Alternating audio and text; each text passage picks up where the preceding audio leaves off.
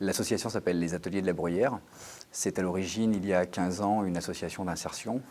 Ça l'est toujours, c'est un atelier chantier d'insertion.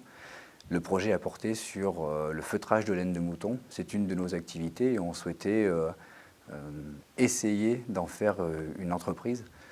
Donc de partir sur un constat qui était le fait qu'on avait un produit, le feutre, qui pouvait avoir une résonance dans les milieux urbains.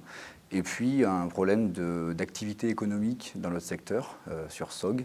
Et donc de pouvoir faire remettre au goût du jour une ancienne technique, le feutrage, avec un ancien système, le travail à domicile. C'est des personnes qui habitent le pays de SOG, qui sont le plus souvent conjointes d'agriculteurs. On avait un peu cette utopie de pouvoir faire une scope avec justement les personnes qui travaillent à leur domicile, quand on les aura aidés un peu à cheminer, sachant qu'on continue à les soutenir dans leur démarche socio-professionnelle.